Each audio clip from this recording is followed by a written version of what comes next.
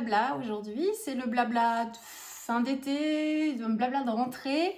Là, on est à la fin du mois, dernière semaine des vacances scolaires quand je filme cette vidéo aujourd'hui. J'espère que votre été s'est bien passé, que vous soyez partis en vacances ou pas, que tout s'est bien passé pour vous pendant ces 2 mois de pause estivale, quand les enfants n'ont pas école.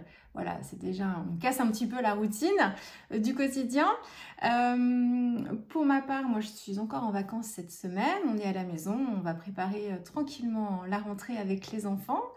Et puis, je vais vous parler aujourd'hui. J'ai sorti plein de choses, je ne sais pas si j'aurai le temps, je vais regarder, faire attention un petit peu à l'heure, pas que ce soit trop long pour vous. J'ai sorti les projets que j'ai faits cet été pour les défis Show and Flower, parce que maintenant ils ont tous été dévoilés, donc je vais pouvoir vous en reparler tranquillement.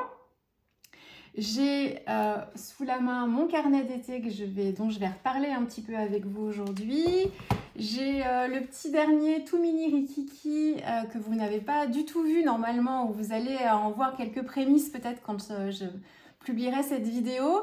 C'est le petit frère, la petite sœur, enfin voilà, de celui-ci, travailler sur une thématique aussi vacances bord de mer, pas tout à fait travaillé pareil, mais un peu quand même. Je vais vous le montrer et puis vous allez avoir de toute façon les vidéos tutos des différentes pages qui sont à l'intérieur. Je vais vous parler un petit peu matériel. On m'a posé pas mal de questions sur le matériel que j'avais utilisé. Je suis passée chez Rougier Play hier, c'est tout frais. Je me suis pris quelques produits, je vais peut-être vous les montrer si j'ai le temps de vous montrer ça. Voilà, matériel, peut-être organisation aussi sur comment je range un peu mes affaires, même si je ne suis pas la pro de l'organisation. Enfin, l'organisation, si, parce que dans ma tête, c'est très clair, mais ça me prend trop de temps, encore une fois. Donc, bon, je ne fais pas autant que ce que j'aimerais, mais je vais vous montrer un petit peu comment je m'organise pour le mix média. Enfin, voilà, rien de bien sorcier, hein, mais c'est des questions qui reviennent souvent. Vous allez avoir bientôt une vidéo tuto gel presse, parce que je me suis fait une session gel presse pour travailler dans ce petit Rikiki. Donc vous allez avoir une vidéo avant que je commence ces pages-là. Donc je l'ai faite déjà il y a quelques temps. Donc je vais vous montrer les fonds. Voilà, on va parler de tout ça. J'ai eu des questions aussi en commentaire. J'ai pas pris le temps d'y répondre par écrit. Je vais essayer d'y répondre aujourd'hui si j'ai le temps. Donc voilà un petit peu le contenu de la vidéo blabla d'aujourd'hui. On va commencer par les défis de l'été Show and Flower. J'espère que ça vous aura plu tous ces petits défis. Donc vous avez vu, on m'avait posé une question me demandant si j'allais moi en proposer un. Ben, vous avez constaté que non. J'ai laissé la place à mes collègues d'été cette fois-ci. Par contre, je les ai tous faits. J'ai pas fait les coloriages proposés par les sœurs. J'ai pas pris le temps de les faire. Vous aviez 2 coloriages à télécharger et à imprimer pour pouvoir les mettre en couleur qui faisaient pas forcément partie des défis. C'était des petits bonus, des petits plus pour vous, des petits cadeaux. Donc voilà, c'est les 2 seuls que j'ai pas fait dans ce que vous proposez Chou pendant l'été, mais j'ai fait tous les défis proposés par les copines. Si je me rappelle de l'ordre, je pense que oui, on avait dû démarrer par le défi de Sonia. C'était la playlist de l'été. Alors je sais pas si niveau des couleurs, encore une fois, je me suis sorti un papier blanc. C'est peut-être mieux comme ça, moins surexposé. C'était le défi de Sonia, la playlist de l'été. On avait un choix de chansons. Et puis, il fallait créer autour de la chanson qu'on avait choisie. Donc moi, c'était « Il pleut sur ma Bretagne », je crois, que c'était ça le titre de la chanson. Et j'avais fait une page tout en mix média. Donc on est sur des acryliques. Vous avez le tuto sur ma chaîne. On est avec les acryliques Charvin ici. Il y a un peu de travail de mise en couleur aussi des parapluies qui sont des tamponnages choux. Pareil pour les nuages là-haut. Et puis... il y a des petites gouttes de pluie aussi ici et les nuages brillent puisque j'avais mis du pastel à l'huile argentée si je me souviens bien. Donc voilà, on commençait avec ce défi de Sonia. Ensuite, si je me souviens bien, c'était dans ma valise. Ils seront peut-être pas dans l'ordre, hein, quand ma mémoire me fera peut-être défaut. On était dans ma valise. Ça, c'était le défi de Rose qui vous proposait en fait une inspiration dans ma valise. Donc, il fallait, avec des différentes photos d'inspiration, si on voulait s'inspirer de ça. Autrement, recréer imaginer quelque chose autour de ce qu'on peut trouver dans une valise ou ce que ça vous évoquait. Donc moi, les vacances, c'est synonyme de lecture. Pas autant cette année que les années précédentes, mais lecture quand même. Donc j'ai travaillé sur des pages de livres et j'ai travaillé une histoire d'amour entre un marin et une sirène. Et ça, c'est pareil, vous avez les tutos vidéo sur ma chaîne, des deux d'ailleurs, hein, des deux pages, je les ai faites en même temps. Et j'avais rattrapé les cheveux de la sirène au crayon de couleur et après au feutre Lightwish. Et finalement, j'étais plutôt contente de l'effet que ça pouvait rendre. Elle a une chevelure toute scintillante. Donc voilà, ça c'était le défi de Rose. Ah, il me manque un. Il m'en manque un. Il y avait le défi, je sais plus, alors dans l'ordre, le défi de Pink Lola. Et c'était la technique en aquarelle du négatif. Je me suis fait une petite boîte pour envoyer mes réas à Chou. Donc j'avais oublié celle-ci de la sortir. Donc moi j'avais travaillé, alors vous n'aviez pas de tuto parce que Isabelle Pink Lola vous avez fait sa version, vous avez proposé un tuto pour réaliser la technique du négatif. Ma technique à moi est sensiblement la même, à quelque chose près, donc de toute façon j'allais pas refaire un tuto du tuto de toute façon.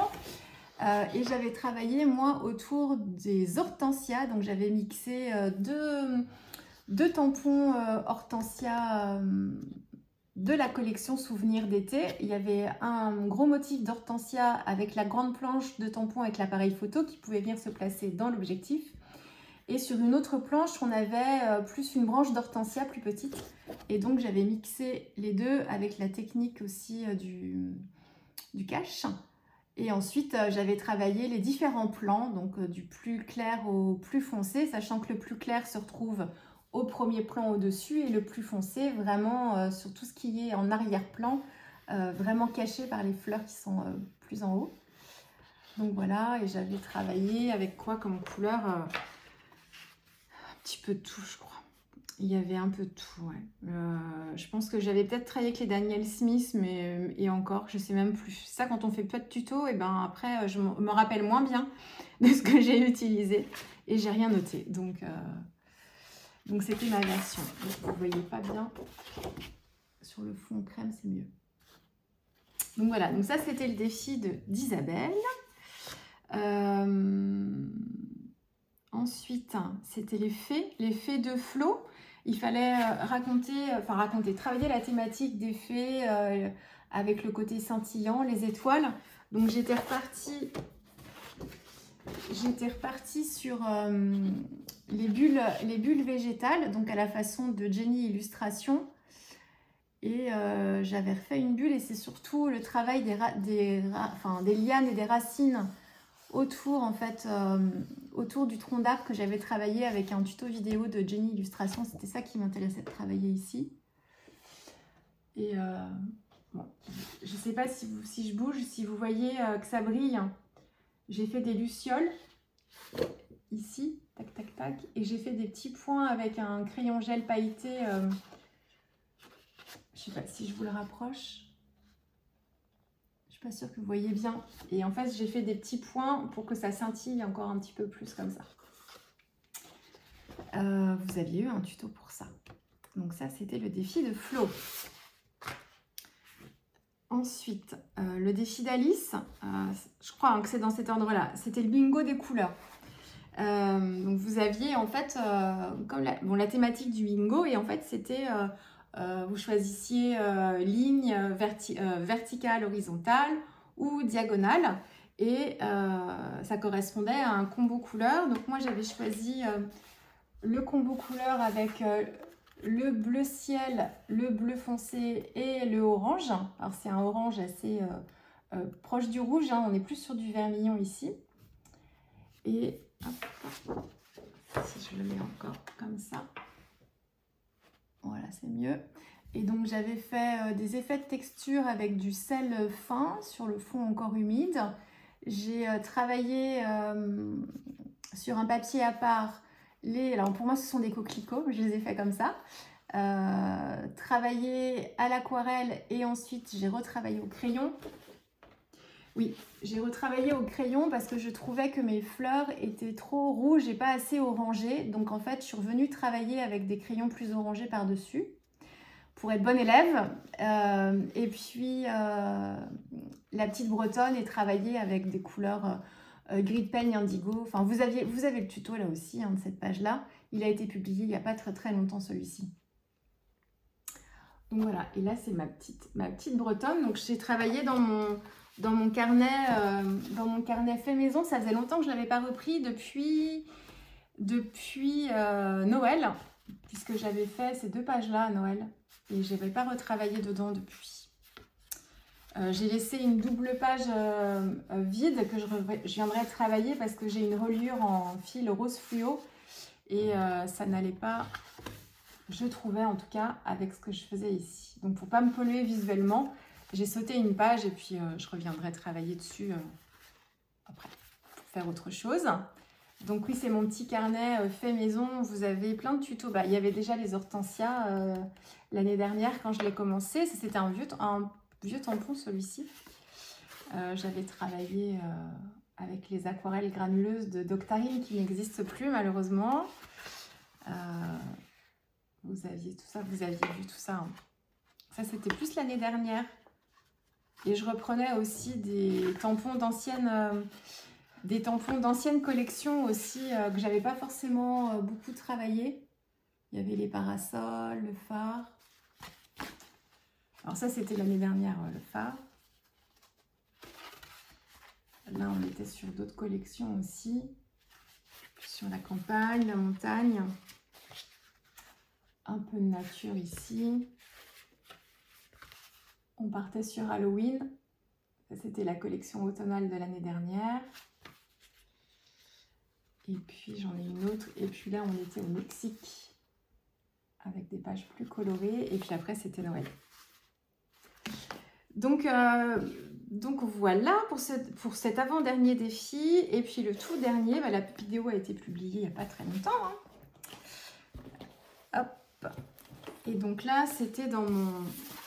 Il y a des paillettes partout. C'était dans mon junk que je l'avais faite puisque c'était une page mix média. Et en fait, j'avais... Oh, ça me fait plaisir de le reprendre parce que je ne l'ai pas pris du tout depuis l'été là. J'ai fait la dernière page. Je suis contente de le retrouver en fait. Je ne l'ai pas du tout réouvert. Oh, les pages sont collées par contre. Ah non, non, non, non, non. C'est des pages que j'adore en plus. Là, ça veut dire qu'il faut que je les... Non, ça va, ça ne s'arrache pas. Ça veut dire qu'il faut que je les protège. Donc, que je remette du gel médium mat dessus. Moi, je les adore. En plus, ces pages-là, c'était celle-là, là. Ça, vous aviez vu hein, le tuto avec celle-ci. Donc, ça n'a rien déchiré. Tic, tic, tic.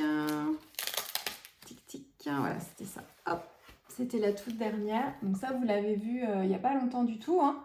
Page en mix média avec que des produits choux jusqu'au papier, puisque j'ai utilisé les papiers junk à la fois en collage et je vous explique dans la vidéo comment je les transfère sur la gel presse aussi, certains papiers junk choux, notamment ici cette fleur. J'ai d'autres morceaux aussi qui ont été recouverts depuis, mais que je vois moi. Et j'ai tout un travail de fond en fait texturé que je travaillerai un peu différemment maintenant parce que j'ai tellement fait de pages dans celui-ci que j'ai pris des habitudes, j'ai des routines maintenant que j'avais pas forcément avant parce que je testais plein de choses. Et là, j'ai trouvé un peu plus ma routine de travaux de fond. Je peux varier aussi les plaisirs, mais là, il y a des étapes que j'ai fait et que je ne referai plus dans le même sens, en tout cas. Est-ce que si je mets le fond blanc derrière, c'est mieux? Peut-être. Donc là, ça brille un peu parce que j'ai non pas du pastel à l'huile, mais j'ai du crayon gel métallisé que j'ai estompé au doigt près. Et il y a des effets de texture avec la modeling paste. Donc ça, vous avez un tuto là-dessus.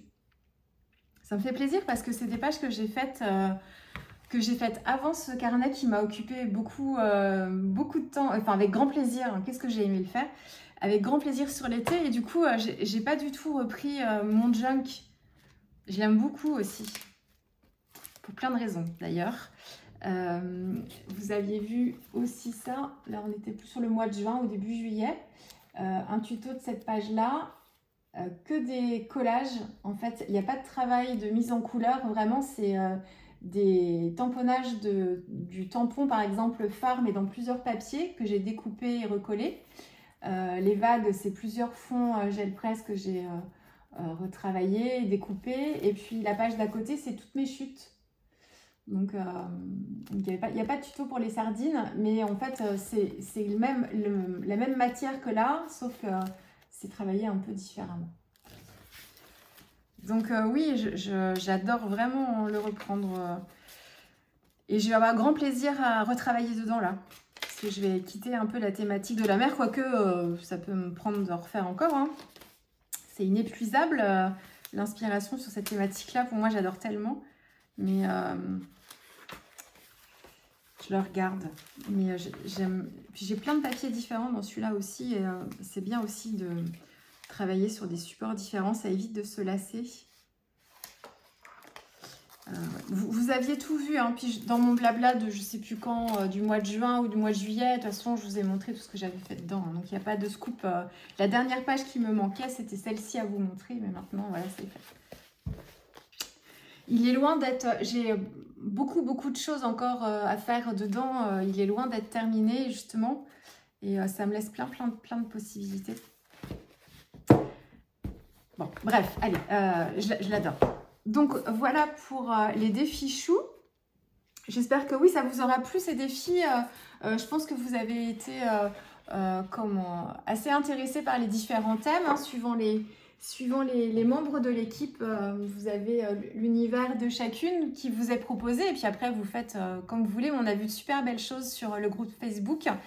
C'est pas terminé d'ailleurs. Je sais pas quand est-ce que je posterai cette vidéo, mais je pense que ce sera avant la rentrée de toute façon. Donc n'hésitez pas à participer. Voilà, les contraintes sont assez limitées, hein. Il faut des produits choux sur vos réalisations, ça c'est une évidence. Après, puis de respecter quand même la thématique qui vous est proposée dans le défi, mais après vous êtes libre d'interpréter comme vous le souhaitez. Vous n'êtes pas obligé de faire 100% aquarelle, hein. Vous voyez, moi j'essaye de vous proposer aussi des choses plus alors mix média, mais aussi qui nécessitent pas forcément un niveau technique trop élevé, parce que ça peut vous faire peur de voir que des réalisations avec beaucoup de travail, mais une technique en fait assez poussée.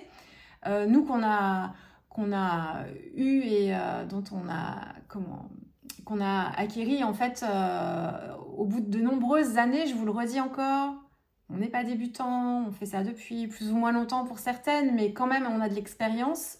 Donc tout ce que vous voyez aujourd'hui, c'est l'aboutissement d'un long processus et d'un long travail et d'une longue expérience aussi. Donc c'est normal que de votre côté, vous ayez plus de difficultés à atteindre peut-être vos espérances. Je vous en ai déjà parlé dans un blabla, celui de juillet ou celui du mois de juin. Je ne vais pas reparler de cette thématique, mais c'est quelque chose d'important pourtant, parce que c'est souvent ce qui vous bloque. Donc encore une fois, il faut que ça vous motive à apprendre et à vous lancer. Il ne faut pas que ça vous décourage du tout. Et ce que j'ai essayé de vous montrer aussi ici, c'est que si vous aimez les tampons Show & Flower, vous n'êtes pas obligé de travailler que de l'aquarelle et de faire que des réalisations de l'aquarelle, même si l'aquarelle se prête très bien avec les tampons Chou, mais on n'est pas obligé de faire que ça. Vous pouvez travailler là, le mix média, hein, vous voyez ici, On est vraiment dans du mix média, j'allais dire presque pur, hein, parce qu'on mélange plusieurs médiums. Quand on fait les techniques de collage, c'est vraiment se servir des tampons comme d'image. Vous voyez ici, et en fait, il n'y a pas du tout de... Il y a juste besoin de savoir découper, hein, c'est tout. Hein. Il n'y a pas de savoir-faire particulier, pas besoin de savoir dessiner. Alors là, j'ai découpé mes vagues, mais je les ai faites au ciseau sans les dessiner spécialement avant. Et ici, c'est du papier déchiré seulement, hein. C'est tout. Hein. Et c'est des couleurs différentes. Et le fard, c'est la même chose. J'ai tamponné mon fard sur plusieurs papiers colorés différents que j'avais colorés tout simplement à la gel presse, mais on peut le faire aussi avec un simple pinceau, même si le fond n'est pas parfait, on s'en fiche parce que c'est ce qui donnera en plus un petit peu de détail et de texture à nos découpages. Et après, j'ai découpé les éléments que j'avais tamponnés, je les ai collés, hein, c'est tout. Hein. Et là, c'est pareil, c'est un fond que j'ai fait sans trop me soucier. J'ai juste voulu des zones claires et des zones un petit peu moins claires, mais après, j'ai tamponné, j'ai découpé, puis c'est tout. Hein. Donc surtout, il faut pas se bloquer. Et le tout, c'est de faire quelque chose. Alors, si c'est vers l'aquarelle que vous voulez tendre, eh ben forcément, il faut pratiquer l'aquarelle. Mais en fait, même si pendant un temps, vous laissez l'aquarelle parce que ça commence à devenir trop et que vous avez l'impression de ne pas avancer aussi, parce que quelquefois, il y a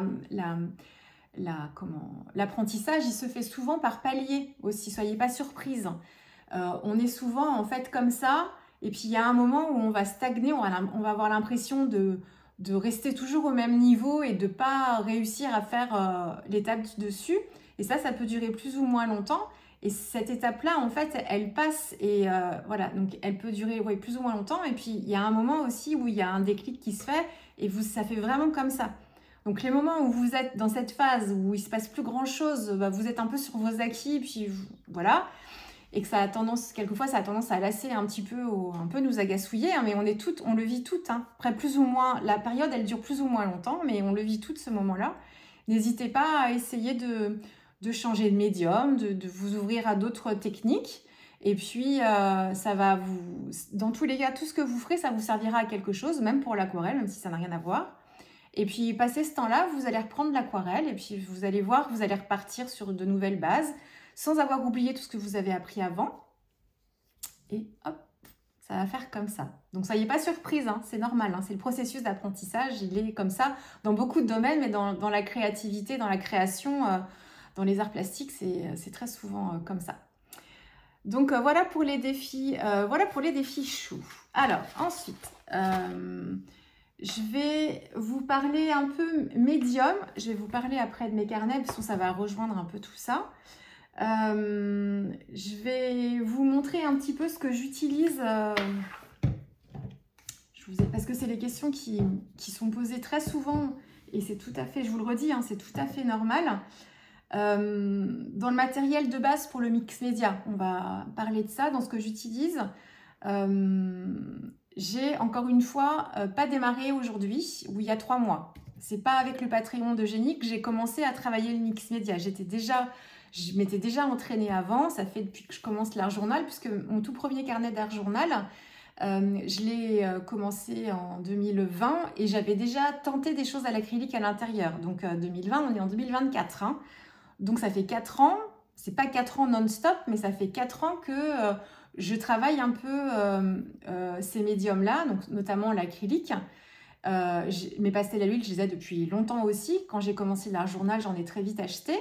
Donc, encore une fois, c'est un apprentissage qui a commencé il y a bien longtemps. Et donc, du coup, il y a des produits que j'avais déjà en fait dans mon stock. Donc, j'ai pas eu besoin de tout acheter d'un coup.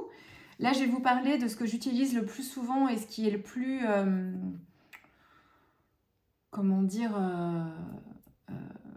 polyvalent, c'est-à-dire que vous allez l'utiliser pas pour une technique bien particulière seulement, mais pour plein de choses. Voilà, mais j'ai plein d'autres produits que je ne vais pas vous montrer aujourd'hui parce que c'est des choses dont je me sers moi maintenant, mais qui ne sont pas forcément nuls, qui pourront vous être conseillés par d'autres artistes de mix média qui en seront très contents. Moi, c'est pas que j'en suis pas contente, je vous fais juste une petite sélection de ce que j'utilise le plus. dans ce que j'utilise le plus aujourd'hui, c'est le gesso. Encore plus que l'acrylique blanche finalement, même si l'acrylique blanche c'est un basique. C'est à la fois, même la base de la base, c'est le gesso blanc classique. Donc moi ici c'est une bouteille de chez Liquitex, donc c'était un gesso que j'avais depuis longtemps et j'ai tout utilisé là depuis et puis je l'ai rempli parce que le bouchon voilà ça reste une bouteille classique et je l'ai rempli avec un autre gesso, c'est du gesso de Sennelier, mais peu importe là, à la limite le gesso, peu importe la marque que vous prenez. Alors je sais pas si du gesso de magasin discount il sera très bien, j'en sais rien, que quelquefois ça peut moisir, hein. Je sais que j'avais vu ça quelquefois, moi j'ai jamais eu de souci avec les miens. Celui-ci je l'ai bien avant que j'ai commencé l'art journal, c'était quand j'ai commencé à intégrer la patouille dans mon scrap, donc c'était il y a une bonne dizaine d'années maintenant, hein. Il n'a jamais moisi du tout, hein. Donc du gesso, alors pourquoi moi je garde cette bouteille, c'est parce qu'en fait elle n'est pas très grande et ça me permet de la ranger facilement, ça prend pas trop de place. Autrement quand vous en consommez beaucoup, il y a des gros pots de gesso qui sont bien plus économiques. Alors on peut avoir un gros pot et recharger une petite bouteille, mais même moi le gros pot, il faut que je trouve où le mettre et j'ai pas la place. Beaucoup. Donc, j'ai un sachet Sennelier. En fait, vous savez, les peintures Sennelier, les abstracts, elles sont vendues dans des sachets en fait plastiques mous avec un petit bouchon là cette fois rigide. Et du coup, en fait, c'est relativement plat et ça peut se mettre assez facilement. Ça, c'est pas trop compliqué pour moi de le ranger. Et ils font le gesso pareil. Je l'ai pas avec moi du coup parce que je l'ai rangé dans une boîte. Du coup c'est pratique et après je vais remplir mon pot. Donc du gesso c'est un peu la base et moi je m'en suis beaucoup servi pour ce carnet là. Je m'en sers même quelquefois à la place de l'acrylique blanche. Pourquoi? Parce que le gesso c'est pas de l'acrylique blanche. Il a une matière qui en fini et mat. En fait le gesso c'est une couche d'après. Quand on veut commencer à préparer ses toiles, par exemple, on met une couche de gesso dessus pour préparer son support. Donc, il n'a pas toutes les particularités de l'acrylique, il a vraiment une particularité de couche d'accroche. Donc, quand il sèche, en fait, il sèche plutôt mat. Et quand on met des médiums plutôt fluides dessus, les médiums s'agrippent un petit peu plus que sur de l'acrylique blanche qui va avoir une finition suivant les acryliques que vous utilisez, mais les classiques, Amsterdam, Liquitex, en version classique, pas les Heavy Body Liquitex par exemple, mais elles ont une finition un petit peu brillante, quoi, un petit peu plastique. Le gesso, lui, c'est pas cette finition-là. Alors, il y a un côté un peu comme ça aussi, hein, mais pas complètement. C'est pas tout à fait le même produit, mais on s'en rapproche très fortement. Donc, du gesso, c'est un peu la base. Et ensuite, un médium qui est très pratique, c'est le gesso transparent. Donc, vous n'avez pas beaucoup de marques qui proposent le gesso transparent. Il y a Liquitex, il y a Holbein, mais les produits sont plus difficiles à trouver, les produits Holbein. Et l'une d'entre vous m'avait mis un petit commentaire, je te remercie d'ailleurs, m'avait dit que chez Winsor & Newton, il existe un gesso transparent. Je n'ai pas fait mes recherches du tout, donc si j'ai l'occasion de tomber dessus, pourquoi pas. Mais Liquitex, on le trouve dans tous les magasins de Beaux-Arts. Hein, et le gesso transparent, il peut être quand même bien pratique quand on veut... quand on travaille le mix média et qu'on a mis par exemple plusieurs couches, des couches d'acrylique et qu'on veut retrouver une couche d'accroche, on aurait tendance à mettre du gesso, mais le gesso blanc, il va mettre un voile, même si on n'en met pas beaucoup, il va mettre un voile blanc. Et si on veut remettre une couche d'accroche, mais sans mettre de couleur, le gesso transparent, pour ça, il est très très bien. Et dans beaucoup de vidéos que je vous ai faites dans ce carnet accordéon, je l'ai utilisé très souvent pour faire des couches d'accroche pour mes néocolores, ou dès que je voulais travailler avec mes crayons aquarellables dessus, je mettais une couche de gesso en fait transparent. Donc je l'ai beaucoup utilisé dans ce carnet et c'est un médium qui est assez pratique, vraiment. Donc du gesso transparent, moi ça fait partie de mes basiques. Et puis après, vous avez les médiums. Vous avez les médiums mat, il y a le gel médium et le fluide médium. Donc, le fluide médium, c'est quelque chose de beaucoup plus liquide. C'est pas de l'eau non plus, hein. C'est beaucoup plus liquide. Et celui-ci, moi je l'utilise beaucoup pour mes collages par exemple. Quand je veux coller mes papiers et que je veux être sûre que tout soit bien collé, eh bien je vais mettre plutôt la version, donc c'est les étiquettes vertes, c'est la version fluide. Ça va me permettre de coller déjà mon papier sur mon fond de page, mais c'est surtout la couche par-dessus qui va me permettre de consolider tout ça et de protéger aussi un petit peu le papier que j'utilise. Et quand je vais retravailler dessus, on ne sera pas directement sur le papier, il sera protégé un peu imperméabilisé avec le fluide. Et suivant ce qu'on travaille, ça peut être pratique de travailler avec un papier bien protégé. Donc ça, c'est plus pour les... moi, je l'utilise plus pour les collages. Et puis, sur la gel presse, quand je veux réactiver un fond gel presse, mais que je ne veux pas, en fait, le réactiver avec une couche de blanc, par exemple, quand je fais des fonds gel presse sur du papier de soie, et que je veux pas, en fait, je veux garder la transparence du papier de soie, si je réactive ma couche, si je réactive mon fond gel presse avec de l'acrylique blanche, je vais déposer, en fait, sur mon papier de soie, je vais déposer une couche de blanc. Et du coup, je vais perdre en transparence. J'aurai plus la transparence, la légère transparence de mon papier de soie. Donc, si je veux garder la transparence, il faut que je réactive ma gel presse, mon fond gel presse, avec quelque chose de transparent. Alors, j'ai jamais testé avec le gesso transparent. Il se rapproche pourtant un peu du fluide. Il faudrait que je teste. Par contre, le gesso transparent, il est rugueux quand il sèche, ce qui n'est pas le cas du fluide. Donc, ça peut être intéressant ou pas, suivant ce qu'on veut faire. Il faudrait que je teste. Mais je réactive, moi, mes fonds parce qu'en fait, je trouve que le fluide, il sèche beaucoup moins vite que le gel médium. Parce que vous avez pas mal d'artistes de mix média qui utilisent le gel médium pour réactiver leur fond gel presse. Moi, j'ai testé, ça me convient pas, je travaille pas assez vite, je pense, et ça fait pas ce que je veux. Il faut que je continue de le tester parce que je pense que je peux y trouver un intérêt, mais pour l'instant, tel que je travaille, ça me convient pas. Alors qu'avec le fluide, ça me convient mieux si on sait gérer la quantité. Il ne faut pas en mettre beaucoup pour que ce soit efficace. Si vous en mettez trop, c'est comme si vous, en fait, si vous en mettez trop, au bout d'un moment, très vite, même pas au bout d'un moment, mais très vite, le fait de passer le brailleur pour répartir votre fluide sur votre gel presse, ça va venir non seulement réhumidifier votre couche d'acrylique du dessous, mais ça va venir aussi la rendre plus fluide et ça va avoir tendance à la déplacer en fait, comme si vous la mélangiez. Donc il ne faut pas en mettre beaucoup. Donc avec le gel médium, il n'y a pas trop de risque de voir l'acrylique se déplacer en dessous puisque c'est pas beaucoup humide, c'est pas très humide. C'est l'avantage inconvénient. Mais celui-ci, du coup, c'est très humide. Par contre, si vous en mettez trop et que vous insistez trop sur le brailleur, vous finissez par faire déplacer en fait votre couche. Et le truc typique, vous faites un transfert de magazine avec une acrylique noire sur votre gel presse, sans autre couleur que le transfert en noir. Si votre brailleur est bien nettoyé aussi, parce que sinon, effectivement, s'il est mal nettoyé, c'est l'acrylique qu'il y a sur le brailleur qui va se réactiver avec le fluide et ça va vous en déposer partout. Mais si vous travaillez avec un brailleur qui est bien propre, vous allez vite vous rendre compte que si vous en mettez trop et que vous insistez trop, quand vous allez récupérer votre transfert de magazine sur votre papier de soie, par exemple, mais même sur un papier blanc, vous allez voir un voile gris qui va se déposer sur l'intégralité de votre page. C'est que vous avez soit trop mis, soit trop insisté, et du coup, ça a fait bouger le motif du transfert. Tout ça, c'est des choses dont on se rend compte à force d'en faire, encore une fois.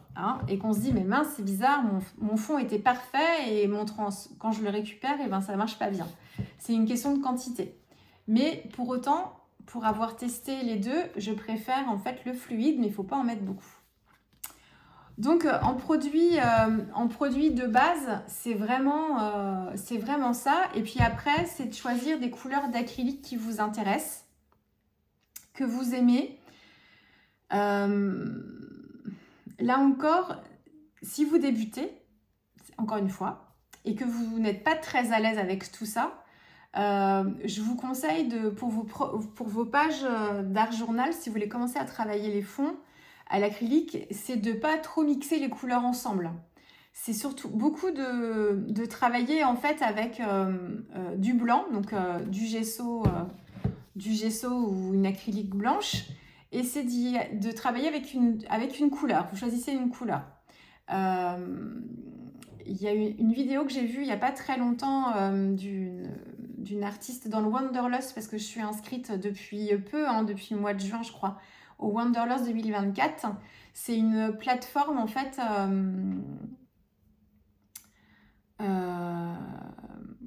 Everything Art, je crois que c'est le nom du site internet. Enfin, si vous tapez Wanderlust 2024, vous allez tomber forcément dessus. Et en fait, c'est une plateforme de formation avec, en fait, ils font appel à plein de professeurs différents. Bah, cette année, on a eu la chance d'avoir Eugénie, donc Super Mama des Vosges, qui nous a proposé une leçon.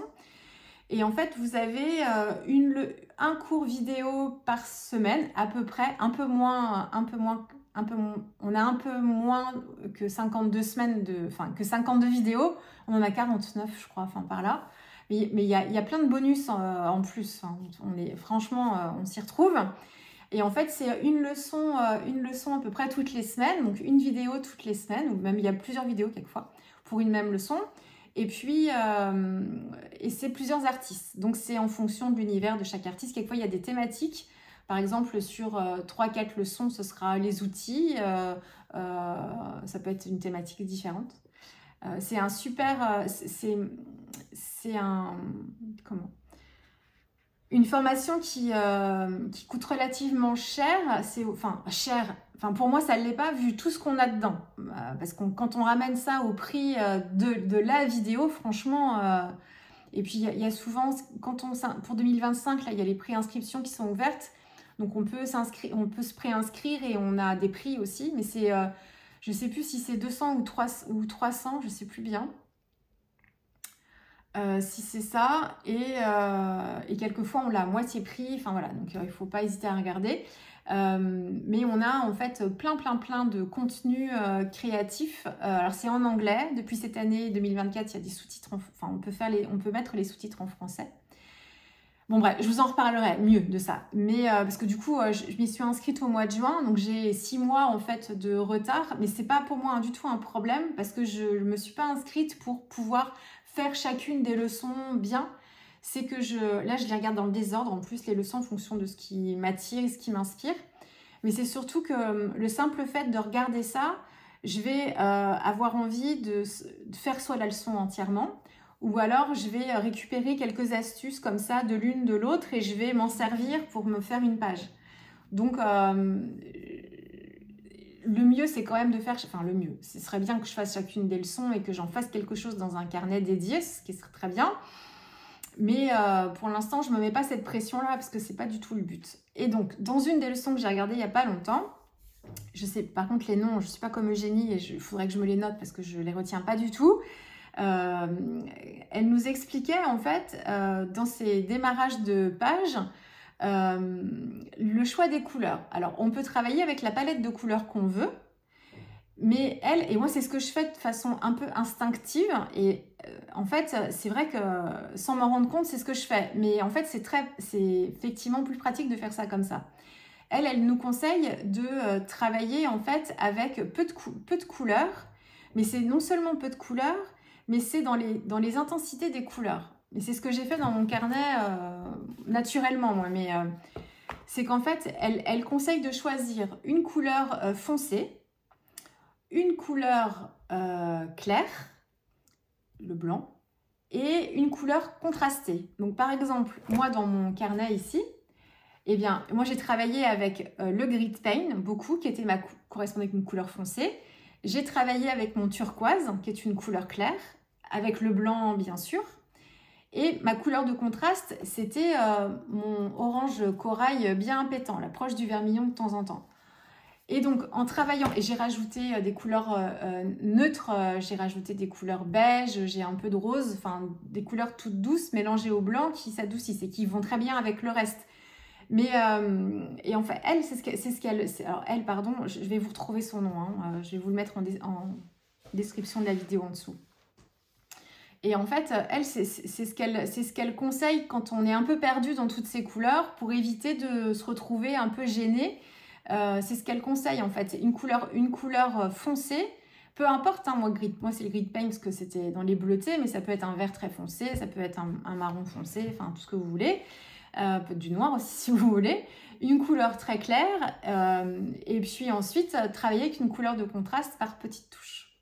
Donc voilà, donc après dans les couleurs d'acrylique, c'est en fonction de ce que vous aimez vous. Les couleurs neutres, franchement, c'est ce qu'il y a de plus pratique quand on veut travailler une première phase de fond, parce qu'on peut mettre n'importe quoi comme couleur par-dessus après, tout ira bien. Tout ce qui est beige et rose, ça fonctionne très très bien. Donc voilà, et après dans les textures, eh ben, vous pouvez tout utiliser en fait. Les acryliques liquides, si vous voulez travailler dans la matière, c'est un peu différent. Mais autrement, que ce soit les Heavy Body, Golden, enfin, tout ce que je vous ai déjà montré, mais hop. Moi je travaille, j'aime beaucoup la texture des Golden, tout comme celle des Winsor et Newton, et les extra fines chez Sennelier aussi. On est vraiment dans la même gamme de produits ici. Par contre, elles sèchent toutes les trois, elles sèchent vite sur la gel presse. C'est ce que je vais vous expliquer dans ma... J'ai mes fonds là, je vais vous les montrer. Dans ma vidéo tuto gel presse que je vais vous proposer dans pas longtemps, elles sèchent vite sur la gel presse, mais je vous donne des petites astuces pour les utiliser quand même. On peut les utiliser sans souci, hein. Donc j'ai ces trois là. Après tout ce qui est Heavy Body aussi, parce qu'elles sont plus épaisses et quelquefois plus pratiques. On peut les fluidifier si elles sont trop pâteuses. Si la texture vous gêne, vous n'hésitez pas à les fluidifier avec le fluide médium. Il est aussi fait pour ça, entre autres choses.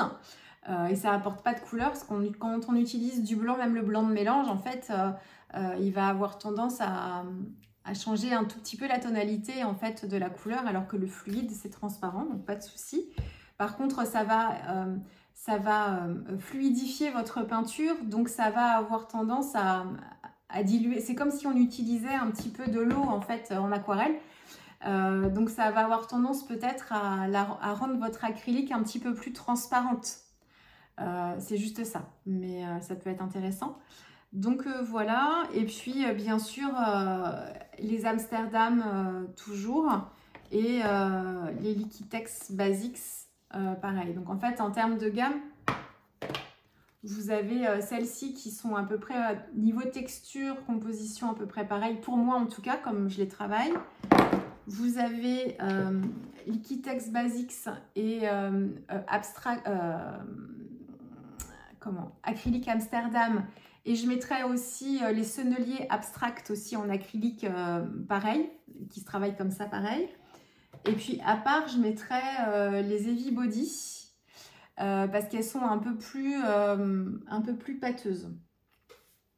Et d'autres que j'aime bien aussi, c'est les Flash Le Franc-Bourgeois. Et là, en fait, on est sur des peintures qui sont relativement opaques. Dans les magasins de Beaux-Arts, elles vous sont présentées en nuancier sur du blanc et sur du noir pour que vous puissiez vous rendre compte de leur opacité. Et effectivement, j'ai pas vérifié, mais les couleurs... Alors, ou alors j'ai choisi que des couleurs opaques. Mais elles ont l'air d'être toutes comme ça. J'ai l'impression. Oui. Elles sont toutes, il y a le petit carré noir en fait sur chacune, si vous voyez bien, et en fait elles sont toutes opaques.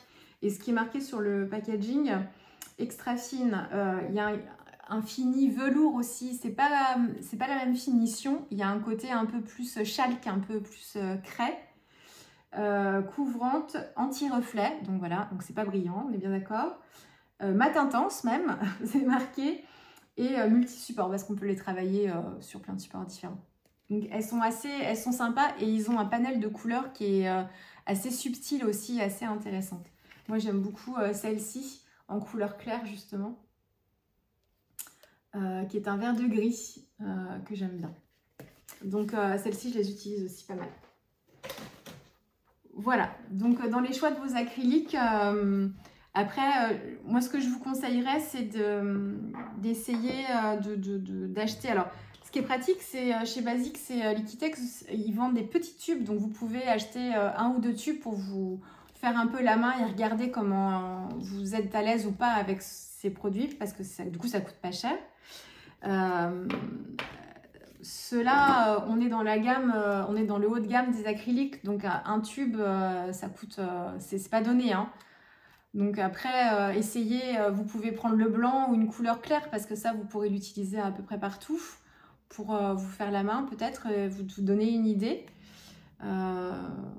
Voilà. Et puis après, encore une fois, c'est une question de sensation, de ressenti, de ce que vous allez aimer vous. Moi, ce que j'aime moi, vous aimerez peut-être pas forcément vous.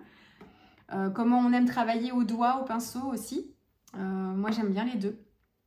Donc maintenant, ce que j'aime un peu moins, c'est le travail au couteau. Même si, en fait, souvent quand on travaille au couteau, c'est le début de la création, c'est l'amorce du fond. Et après, on revient par-dessus, puis on peut éclater un peu les traits du couteau avec le brailleur aussi. Donc, en fait, ce que j'aime bien travailler au couteau pour la sensation de déposer la peinture au couteau, comme ça. Mais je n'aime pas l'effet que ça rend après. Donc, souvent, il faut que je floute un peu au doigt, je retravaille un petit peu. Je dépose la peinture au couteau et après, je retravaille. Voilà. Mais je trouve que l'acrylique, c'est ce que j'aime beaucoup, en fait. Ce qui me fait beaucoup de bien aussi, c'est très libérateur. C'est le travail dans la matière. Là, dans ce petit carnet, j'ai travaillé qu'au doigt. Ça m'a fait un bien fou, quoi. La douceur de l'acrylique, on est au contact vraiment proche de la matière. Moi, c'est ce que j'aime beaucoup. Ce que je détestais avant, comme quoi, encore une fois. Donc voilà, pour le matériel de base, vraiment en produit vraiment basique, c'est ça. Et le gel mat, pour tous les si vous voulez faire les transferts d'impression en fait sur vos réalisations, c'est celui-ci, hein, c'est étiquette rouge. C'est pas que ça fonctionne pas avec ça, mais c'est plus dangereux parce que suivant votre papier, vous pouvez le déchirer, enfin comme c'est plus fluide. Celui-ci, en fait, c'est un gel, donc c'est plus pratique. Il n'est pas trop collant, celui-ci, quand il sèche aussi, même s'il est mat dans tous les cas, mais en plus, par rapport à d'autres gels médium mat, il n'est pas collant. Mais vous avez d'autres marques, hein. Moi, j'en ai un de chez Amsterdam, mais le pot est gros. Chez Amsterdam, les pots sont super gros, ça prend trop de place. Mais il y en a plein aussi, hein. Donc voilà, en produit de base. Et après, il y a plein de trucs. C'est sans fin, c'est sans fin. Moi, je vous le dis, il faudrait une pièce Si j'avais une pièce entière, mon Dieu. Déjà, là, je sais pas comment je fais pour mettre tout ce que j'aime. Hop, donc voilà, donc ça c'était un petit peu le matériel de base. Dans les questions qu'on m'a posées aussi, on m'a demandé en fait comment je faisais mes titres avec mes lettres un peu effet machine à écrire. Et ben c'est ces grands tampons là. Donc ça c'est la marque Rayer que j'ai acheté. Je sais plus si c'est la Fourmi Créative ou si c'est Amazon directement. C'est peut-être Amazon parce que j'avais peut-être d'autres commandes à faire chez eux. Donc c'est ça, c'est comme les tampons dateurs, sauf qu'à la place vous avez des chiffres aussi, mais il y a surtout des lettres, des caractères spéciaux. Et en fait, on peut faire au maximum, il y a 1, 2, 3, 4, 5, 6, 7, 8, 9, 10, 11, 12. Il y a 13 caractères en tout. Donc on peut écrire des mots de 13 lettres. Bien sûr, des plus petits aussi. Donc ça, c'est super pratique. Donc c'est Rayer, hein, la marque. C'est une marque classique de loisirs créatifs. Hein. Et il y avait Keziart qui en proposait un aussi, il fut un temps. Et peut-être aussi chez les marques américaines, mais alors là, depuis le temps... La Rayer, je l'ai acheté il n'y a pas longtemps, donc je sais que ça existe. Qu'est-ce qu'on m'a demandé? Ah oui, dans cette page-là, oui. Certaines ont l'œil, et c'est vrai que je n'ai pas le temps toujours de tout vous dire, c'est vrai. C'est pas que je veux vous cacher des choses, pas du tout. C'est que certaines ont vu que j'utilisais quelque chose pour faire les nervures J'ai mis où mon papier blanc? Hop, il est là. Quelle heure il est? 50 minutes. Certaines ont vu que j'utilisais quelque chose pour faire les nervures là. Ça là. Alors, ça en fait, c'est tout simplement une plume de verre que j'ai utilisée, mais c'est pas du tout indispensable. Donc les plumes de verre, vous en avez dans les magasins de Beaux-Arts aussi. C'est utilisé pas mal pour la calligraphie, surtout. Enfin, surtout, quoique. Moi, j'ai choisi la mienne. C'est un super bel objet, je trouve, en plus. Donc, c'est ça. C'est une plume. Donc, c'est du verre. Et en fait, vous avez une pointe ici. Ça fait comme une plume. Et vous trempez, en fait, à la base, vous trempez votre plume dans un encrier. Et c'est pour faire de la calligraphie. Les aquarellistes les utilisent pas mal pour travailler en fait les détails fins et les nervures dans les feuilles, beaucoup. Il y a beaucoup de vidéos sur Instagram qui les utilisent pour travailler ça. Moi, c'est ce que j'ai fait aussi ici en fait. Donc, je me demande si par contre c'est fragile, hein, faut garder bien la boîte. Aussi, si vous en achetez une, moi c'est ce que j'ai fait ici. Partout là, tac tac tac. Donc c'est ce que Jenny avait dû faire. Est-ce qu'elle avait utilisé cet outil là? C'est possible, hein, je sais plus bien. Mais en fait, c'est pas essentiel d'avoir ça. Ce qu'il vous faut, c'est que il vous faut quelque chose pour gratter en fait, érafler le papier une fois qu'il est aquarellé. Là par exemple, j'ai fait une tache à l'aquarelle. J'ai laissé un peu l'aquarelle agir en plus pour qu'elle granule bien. Et ensuite, tant que c'était encore humide, je suis venue en fait dessiner, mais sans rien mettre sur ma plume. Hein, elle n'avait pas d'encre du tout. Et je suis venue en fait dessiner des petites nervures. Donc en fait, ça, c'est ni plus ni moins qu'on érafle le papier. Donc du coup, on enlève la couche supérieure du papier. Donc l'aquarelle, elle vient directement dans les fibres du papier. Et en fait, elle la colore de façon plus foncée. Et c'est ce qui donne l'effet nervuré comme ça. Mais si vous n'avez pas de plume en verre, vous pouvez utiliser des petits pics. Alors, ça peut être un cure-dent aussi, hein, mais autrement, ça peut être, vous savez, les petits poinçons. Moi, j'utilise ça pour faire mes trous quand je veux faire des trous dans mes albums. Vous savez, les petits poinçons classiques, quoi, des petits pics. Vous pouvez utiliser ça et puis vous faites la même chose, hein, c'est pareil. Hein. Là, en fait, on n'a pas besoin, enfin, on ne se sert pas de la plume avec de l'encre. C'est juste directement quand le papier est encore humide et coloré, on vient en fait marquer le papier, le griffer un petit peu pour atteindre les fibres directement. Et quand l'aquarelle se fixe dans les fibres, elle se fixe plus foncée. Voilà, c'est tout. Mais effectivement, vous aviez vu et vous avez été plusieurs à me dire, mais... petite question, qu'est-ce que tu utilises pour faire les détails dans tes bulles sur les côtés? Je dis, ah oui, j'ai pas parlé de ça. Et dans les vidéos de Jenny, elle le fait aussi, hein, parce que c'est en pensant à elle que je l'ai fait, donc c'est que j'ai dû voir ça chez elle. Par contre, je ne sais plus si elle utilise cette plume ou pas. Je crois que oui, hein, elle en utilise. Mais vous pouvez utiliser très bien un petit, je vous dis, hein, un petit pic comme ça marche bien. Hein.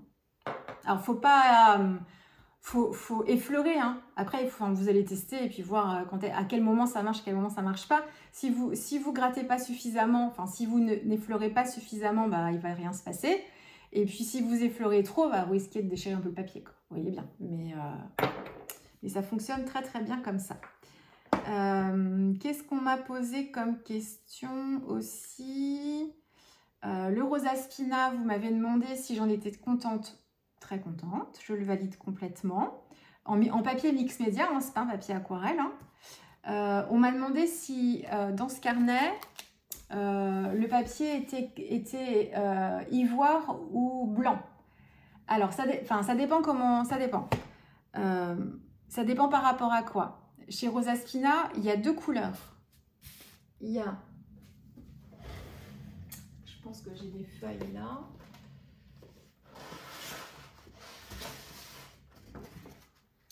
Celui-là. Voilà. Donc, chez Rosa Spina, vous avez 2 grammages différents. J'arrive jamais à me rappeler. C'est toujours plus de 200 grammes. Je crois que c'est 220 et 260 ou 80. Je vous l'ai mis dans une incrustation de vidéo, je ne sais plus quand, là, où vous l'avez peut-être déjà vu. Donc, c'est 2 grammages. Le grammage le plus fin, celui qui est autour de 220, il est bien suffisant pour ce qu'on en fait nous. Et surtout, si on travaille dans un carnet et qu'on le fait en accordéon, ça prend moins d'épaisseur, du coup. Donc, vous avez 2 grammages. Et ensuite, vous avez 2 couleurs différentes. Vous avez celui-ci, qui pour moi est blanc. Et vous avez celui-ci, qui pour moi est beige légèrement rosé, un peu crème, enfin voilà. Leur couleur vraiment, c'est blanc pour celui-ci. Et celui-ci, il l'appelle ivoire, je crois. Bon, pourquoi pas. Après, c'est ivoire, ok, mais par rapport à quoi, on est d'accord. Mais donc du coup, moi, celui que j'ai utilisé pour mon carnet d'été, c'est la version blanche. Donc, il est blanc, mais blanc, il est plutôt bien blanc. Il serait plus dans la gamme des extra white dans les papiers aquarelles. Mais il n'est pas blanc comme certains papiers qui sont vraiment ultra blancs, quoi. Il y a toujours une petite teinte. Mais il serait, oui, dans la gamme des extra white en papier aquarelle. Donc, c'est bien celui-ci que j'ai utilisé pour ce carnet. Pour celui-ci, vous verrez, j'ai utilisé l'autre. Il faut les voir l'un à côté de l'autre, en fait, pour se rendre compte. Donc, celui-ci, il est vraiment... il est beige, quoi, un peu... je dis rosé, il n'est pas rosé, mais... enfin... Donc, voilà. Donc, celui que j'ai utilisé, c'est le blanc dans celui-ci. C'est pas celui qu'ils appellent ivoire. Hein. Voilà. Mais oui, j'en suis très contente. Enfin... Pas de mauvaise surprise. Et puis, même pour travailler l'aquarelle dessus, ça passe, quoi. Il faut faire attention, hein. Si vous voulez vraiment travailler dans le mouillé, prenez un vrai papier aquarelle. Même pas forcément à 100% coton, hein. Mais ou si vous voulez vraiment vous exercer aux mises en couleur, travaillez sur un vrai papier aquarelle si vous faites de l'aquarelle, quoi. Pour vous entraîner, ça, encore une fois, c'est toujours le même truc. Si vous êtes en pleine période d'apprentissage, si vous n'avez jamais fait d'aquarelle, et que vous voulez, et que vous êtes en train d'apprendre, il vous faut du bon matériel pour apprendre. Sinon, vous allez vous en dégoûter. Parce que vous allez croire que c'est vous qui faites pas bien, alors que c'est le matériel que vous utilisez qui est pas bien. Et ça, c'est comme dans beaucoup de domaines, en fait. Alors, quelquefois, on se dit, oui, mais si ça me plaît pas et que j'achète un truc super cher, ce sera gâché. Alors oui, c'est vrai. Mais si vous achetez quelque chose de bas de gamme, ça va aussi être gâché parce que de toute façon, vous n'allez pas vous en servir parce que vous allez vous rendre compte que ça ne fait pas ce que vous voulez. Et puis, c'est surtout que c'est dommage de se priver parce que ça se trouve, c'est quand même un loisir qui vous intéresserait. Donc, il vaut mieux éviter. Alors, dans le matériel, en fait, moi, ce que je peux vous conseiller, moi, j'aurais tendance à vous conseiller tout de suite d'acheter de l'aquarelle extra fine, par exemple. Même si c'est pas beaucoup, on n'a pas besoin d'avoir une palette de 36 000 godets pour commencer, hein, les 3 couleurs primaires, et puis une couleur foncée, un gris de peigne et un sépia pour avoir un foncé chaud et un foncé froid. Les 3 couleurs primaires, et puis avec ça, déjà, vous pouvez faire plein de choses. Mais donc j'aurais tendance à vous conseiller l'extra fine. Mais même si vous tapez dans les fines, du moment que vous tapez dans les marques de Beaux-Arts, que ce soit Winsor & Newton, Sennelier, vous avez à chaque fois, dans chacune des marques, vous avez 2 gammes. Il y a les gammes extra fines, qui sont la qualité supérieure, et puis vous avez les fines. Et les fines, elles sont très bien. Les Van Gogh, par exemple, chez Sennelier, je ne sais plus quel est le nom. Van Gogh, je ne sais plus qui propose Van Gogh. C'est Winsor & Newton, je crois. J'ai un doute, je ne sais plus. Elles sont très bien, par exemple. Donc, mais par contre, du matériel de chez Action, par exemple, type aquarelle, alors si c'est pour patouiller, travailler des fonds, des choses comme ça peut suffire. Je ne sais pas, moi, je ne les connais pas. Mais, je les connais pas, mais j'en ai entendu parler. Si vous voulez vraiment apprendre l'aquarelle, vraiment dans les techniques d'aquarelle empirique, sans me parler de faire des toiles à l'aquarelle, hein, mais pour des mises en couleur, des choses comme ça, travailler vos fonds vraiment un peu plus dans les techniques d'aquarelle, ça va pas aller. Et le papier de chez Action, c'est pareil. Le papier aquarelle de chez Action, c'est pas du vrai papier aquarelle. Alors, il peut bien réagir pour certaines techniques, parce que je sais que certaines d'entre vous l'utilisent, hein, qu'il est reconnaissable, il est assez palisse, mais il a une surface assez... de satin un peu qui brille un petit peu, et il a plein de petits effets à l'intérieur. Enfin, il a une texture, des dessins dans la texture aussi, mais il est utilisé par beaucoup d'entre vous, et il peut convenir pour des mises en couleur simples, des choses comme ça. Enfin, je dis pas que c'est pas bien, mais si vous voulez vraiment apprendre, si vous faites des exercices avec des aquarellistes, vous prenez un cours, une formation, il faut que vous ayez un papier, même si c'est du cellulose, un papier qui soit vraiment aquarelle pour vraiment vous rendre compte des effets et que vous partiez avec du matériel adapté. Voilà. Mais le matériel moins cher peut vous convenir si vous avez envie de vous amuser, de patouiller, de mettre un peu de couleur, ça peut aussi aller. Mais c'est surtout que quelquefois, vous allez vous décourager et ce ne sera pas vous, ce sera le matériel que vous allez utiliser qui ne sera pas bien, pas adapté, quoi.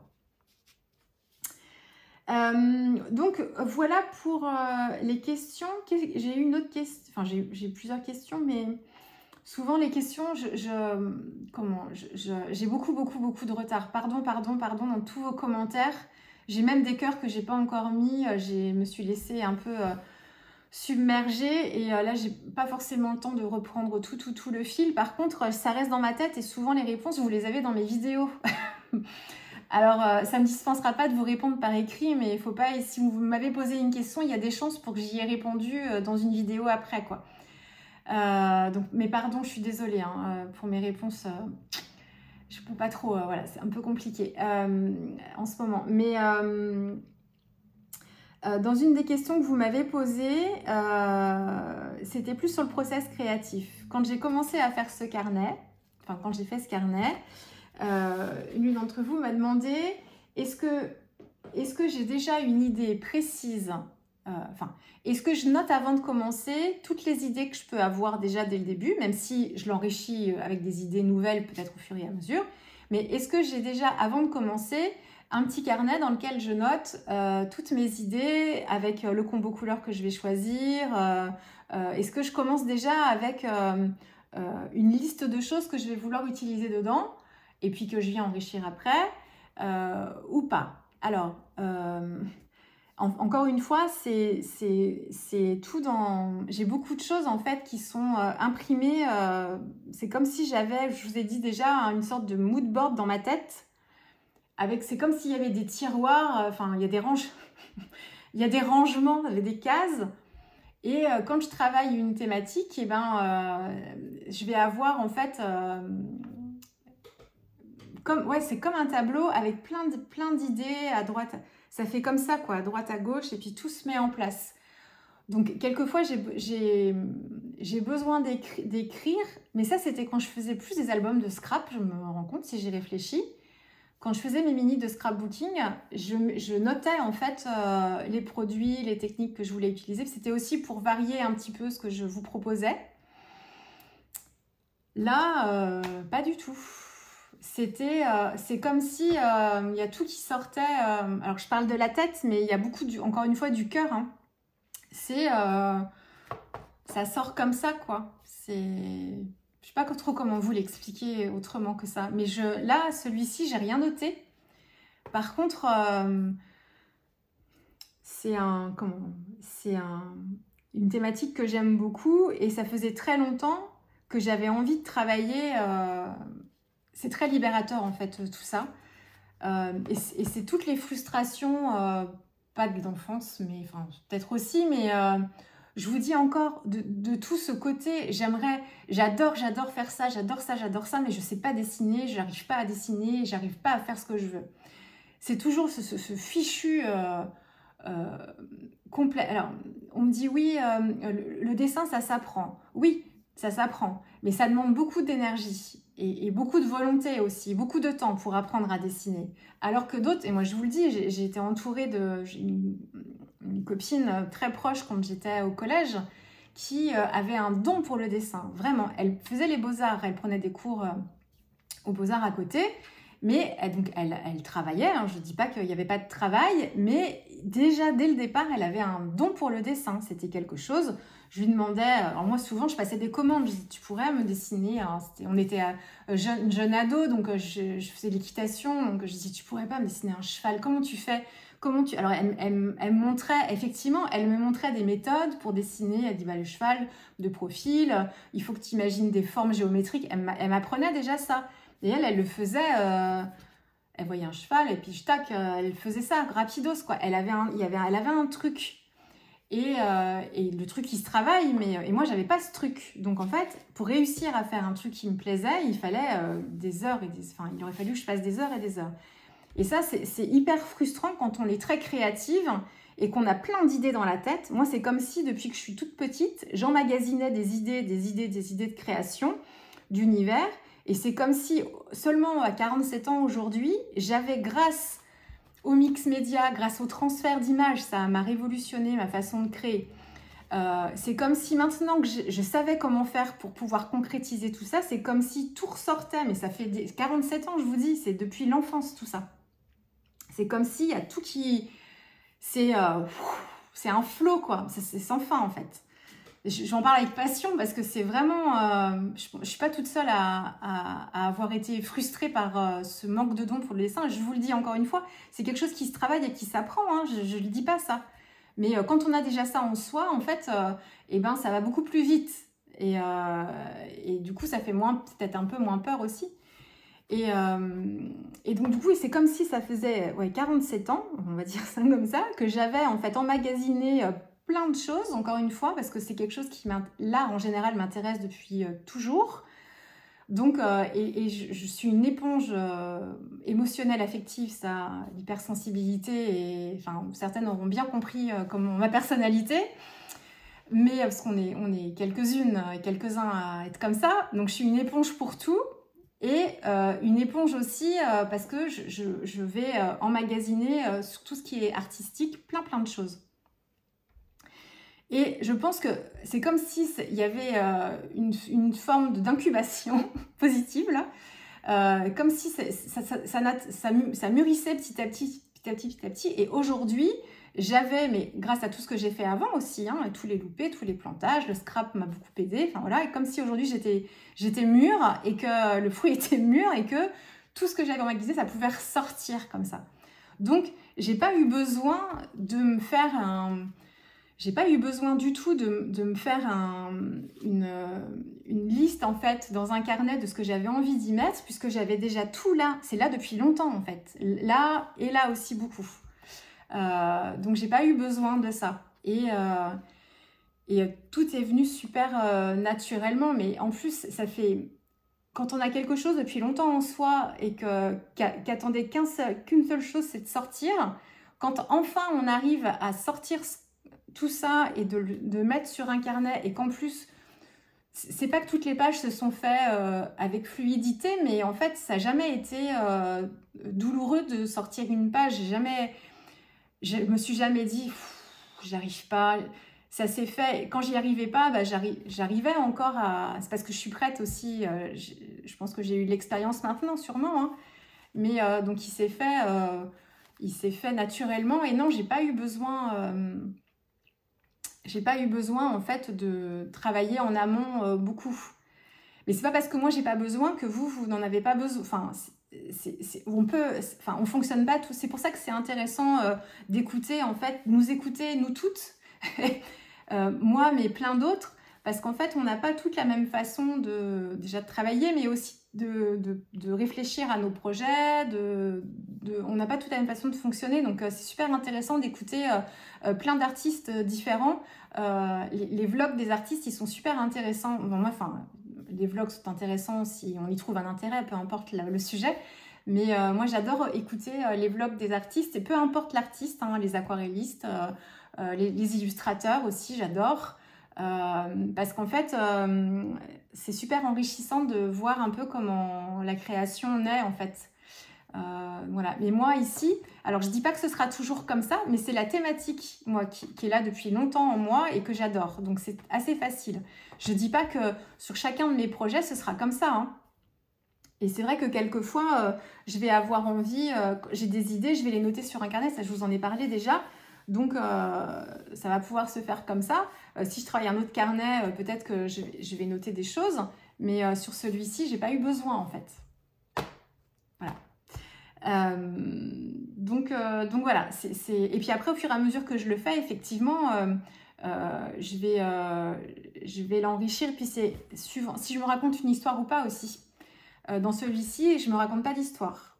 Je me raconte pas d'histoire. Dans celui-là. Ou aussi, mais double page par double page, je vais vous le dire. Ici, par contre, je me suis raconté une histoire de page en page. Donc, j'ai pu rechercher des images à un moment pour me permettre de raconter ce que je voulais y raconter dedans. Ça peut. Celui-ci, j'ai pris dans ce que j'avais et en fonction de ce que ça m'inspirait, j'ai complété mon carnet. Voilà. Mais donc voilà, c'est un sujet qui est passionnant et je vous dis qu'il fait tellement de bien. Donc j'en parle un peu passionnément, vous aurez remarqué. Donc voilà pour les questions. Après, plein d'autres questions, mais je vous ai dit, pour beaucoup, j'y réponds dans mes vidéos hein, quand même. Hein. Donc voilà. Qu'est-ce que je peux vous dire d'autre? Je vais vous parler de mon carnet. Quelle heure il est? 1h déjà. Mon carnet, vous avez vu du coup au moment où je filme là mon blabla, la vidéo rétrospective. Est-ce que vous allez le voir bien comme il faut, tout grand? Vous voyez là, tac, tac, tac, tac, tac, tac, tac, tac. Hop, mes poissons, toute l'histoire que je me suis racontée, mon petit bocal que j'ai dessiné, Victoire. Le loup de mer, le pop-up, il est ici.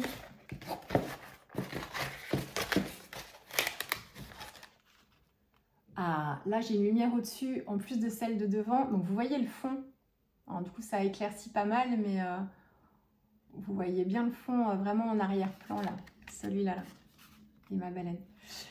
Pop-up travaillé avec Button and Pen. J'en profite pour vous en parler en 2 mots. Button and Pen, c'est Natacha. Elle fonctionne beaucoup en binôme avec Eugénie parce qu'elles sont copines dans la vie, de ce que j'ai compris.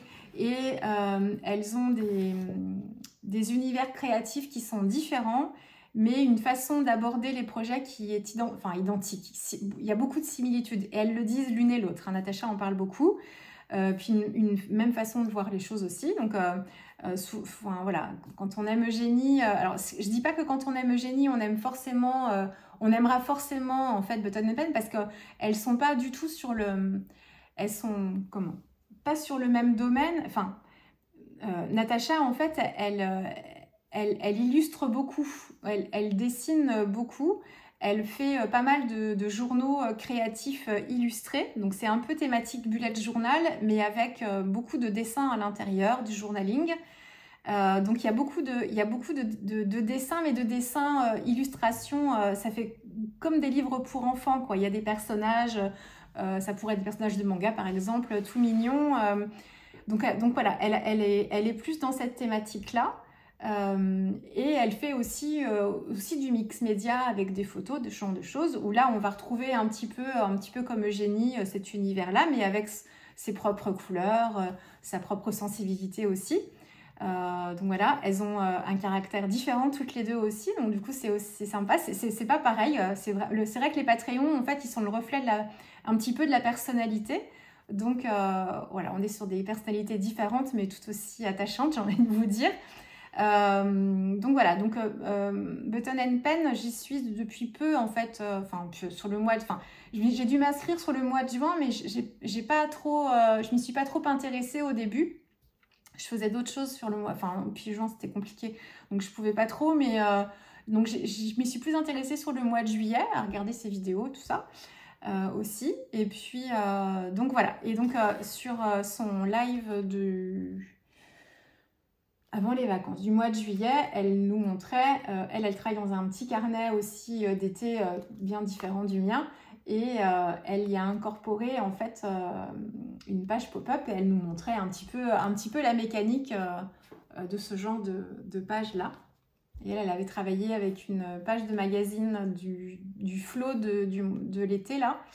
Elle avait fait un autoportrait d'elle en fait devant cette photo. Puis il y avait un cadre. Vous regarderez sur son Instagram, elle a posté sa réalisation. Et elle a tout un cadre ici, elle, avec des fleurs et des feuilles magnifiques tout autour. J'aime beaucoup. Et justement, c'est pour ce côté dessin. Et j'ai pris l'un de ses cours aussi. Elle a un cours en ligne sur comment les visages. Mais c'est pas que les visages, en fait. Mais c'est visages façon dessin illustré. Et j'ai pas beaucoup travaillé dedans, là. C'était en juillet. J'ai pas beaucoup fait. Et c'est pour...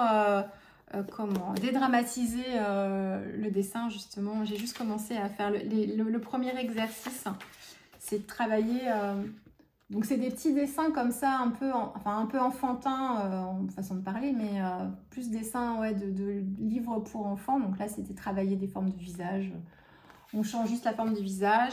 Et puis c'est pareil, je me suis entraînée à, je sais pas si vous verrez bien, mais à faire un peu mes enfants, mais ils sont pas ressemblants spécialement, mais dans des traits, traits de soit l'implantation des cheveux pour mon petit, pour la douceur de mon grand. Ça c'est moi, voilà. Moi c'est plus la coupe de cheveux, la forme du visage que j'ai essayé de retranscrire un petit peu. Donc ça c'est Natacha, donc c'est Button and Pen. Rien que son Instagram déjà est une belle source d'inspiration si vous voulez aller voir. Et puis elle a un Patreon aussi avec le même système Patreon avec plusieurs niveaux d'abonnement. Donc, ouais. Donc là c'est pareil. Est-ce que j'y resterai abonnée tout le temps? Je sais pas. Eugénie si, parce que ça me fait du bien aussi. Donc de la façon dont elle a nous parlé aussi et de sa personnalité. C'est ce qu'il me faut en ce moment. Donc ça, je ne quitterai pas du tout. Natacha, peut-être que de temps en temps, je m'arrêterai et puis je reprendrai, mais j'aime bien aussi, c'est différent. Et justement, c'est les parties dessin, moi, qui pourraient peut-être pas moins m'intéresser, mais encore une fois, un peu plus me freiner pour le côté coup de main. Mais ça, il faut que je prenne du temps pour m'exercer. Et pas forcément le temps que j'ai pas forcément envie d'occuper à développer en fait forcément quelque chose, quoi, parce que ça prend du temps de faire ça. Donc, mais j'aime bien, puis j'aime bien ce qu'elle propose. Elle travaille aussi, elle fait une série de vidéos mensuelles sur un journal qui s'appelle Saccage ce carnet. Et en fait, c'est... enfin, il faudrait que vous regardiez son Instagram. Je sais pas, il est déjà 1h17. Je vous en reparlerai. Et j'adore. Puis elle a un univers très justement, c'est le côté un peu enfantin, moi, que j'ai toujours en moi, ce côté-là. J'adore regarder les dessins animés. On a vu Vice Versa cet été. On y va autant pour les enfants. J'y vais autant pour les enfants que pour moi. Cette grande l'âme d'enfant est très développée encore chez moi. Et justement, chez Natacha, il y a beaucoup de choses comme ça, très ludiques, très dessin, un peu régressif. Et j'adore ça vraiment aussi. Donc, oui, j'en étais là. Tac, donc j'étais sur ce pop-up, voilà pourquoi je vous parlais de Natacha. Donc, ce carnet, hop, ici, donc un petit peu tout. Mes bateaux, il faut que je déplie les voiles, entre guillemets, parce qu'ils sont tout raplapla quand le carnet est fermé. Mais...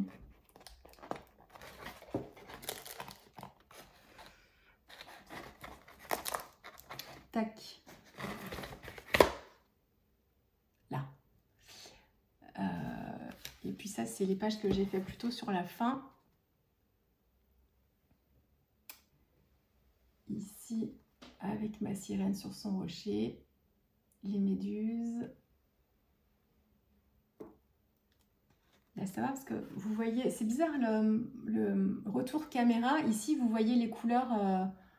très fidèle, ça surexpose pas trop, ça dépend. Mais j'ai pas beaucoup de paillettes non plus, faut dire, dans celui-là.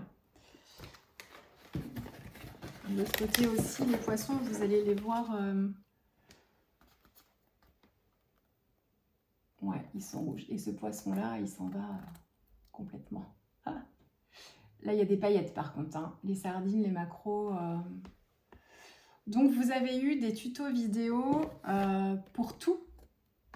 Hein, vous en avez eu beaucoup sur l'été finalement. Hein. En fait, j'ai pas fait vraiment de pause. Vous avez des vidéos presque pour tout, sauf pour le pop-up. J'ai mon poisson qui est parti. Sauf pour ce pop-up là, parce que je l'ai fait moi en fonction d'un tuto que j'avais suivi. Mais autrement, vous en avez eu pour toutes les pages. Hop.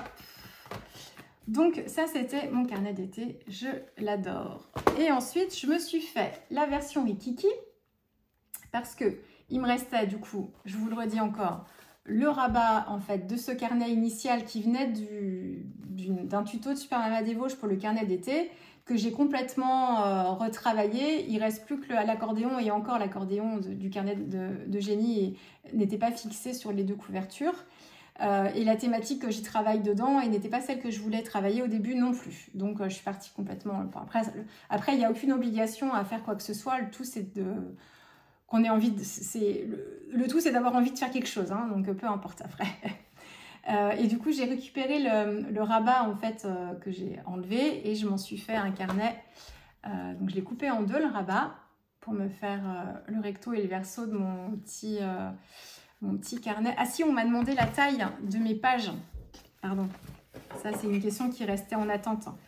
Parce que je ne mesure pas. Alors, la taille, mes pages à l'intérieur, elles font 10,5 par 16,5. C'est ça, hein? Je crois que c'est ça à peu près, oui. Donc, les pages à l'intérieur, là, par exemple, ça fait 10,5 par, je dis quoi, 16,5? Oui. Pour vous rendiez compte un peu de la taille. 10,5 par 16,5, elles font. Et après, bah, il faut compter autant de... Il faut que vous multipliez en fait par le nombre de pages que vous voulez faire. Hein, mais pardon, j'avais oublié ça. Et celui-ci, c'est 6,5 par 8,5, pardon, comme ça, par 6,5 ici. Je l'ai fermé aussi avec un petit pareil que ça, sauf que je l'ai pas teint. Tout simple. Hein. Et la tranche, c'est du papier, des fonds gel presse que j'ai fait, que j'avais fait pour le carnet là. Et alors, ce carnet là, en fait, c'est un accordéon. Hop, ici. Hop. Donc, que j'ai travaillé comme ça. Donc, vous voyez, on est dans à peu près les mêmes, enfin, pas tout à fait les mêmes couleurs. J'ai rajouté de l'outre-mer qui vient ponctuer chacune des pages. Ici. Et en fait, autant l'autre, c'est une histoire qui se raconte, en fait, même l'album déplié, tout se raconte ensemble. Et celui-ci, en fait, il a été construit double page par double page. Comme ça, vous voyez mieux. Donc, j'ai travaillé vraiment, je me concentrais vraiment et je travaillais que sur ce format-là, en fait. Je m'intéressais pas à ce qu'il y avait avant, après. Hein. Hop. Et du coup, ce qui fait le lien, c'est à chaque fois le combo couleur que j'ai utilisé, avec quelques petites nuances d'une page à l'autre. Ici, il y a un petit peu plus de turquoise.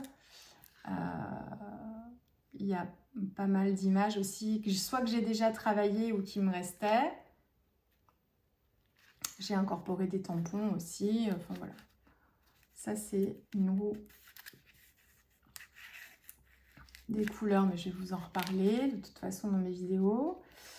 Un peu de fil cousu ici. Celle-ci avec l'image je fais un trou dans la page et puis là c'est la première page. La première page ici. Donc je vous ai fait des vidéos. Je ne sais pas si je vais toutes les doubler parce qu'en fait la technique est un peu la même à chaque fois. Je ne sais pas si je vais avoir grand chose à vous dire. Je dis ça à chaque fois, puis à chaque fois je trouve toujours un truc à vous dire, mais je vous mettrai peut-être de la musique pour que vous ayez le process. Je verrai. Je sais pas, elles sont pas toutes faites encore parce que j'en ai une par double page. Donc vous voyez, il y en a juste une que j'ai pas filmée. Je sais plus laquelle c'est. Mais donc je verrai. Et en fait, avant ce carnet, je vous ai fait un tuto vidéo gel presse. Où vous allez l'avoir dans pas longtemps. Où je vous explique en fait... c'est des fonds que je me suis préparée pour travailler dans ce petit carnet. Et je vous explique notamment ici qu'on peut utiliser les pastels à l'huile pour faire des fonds gel presse. Donc là, c'est le cas notamment ici.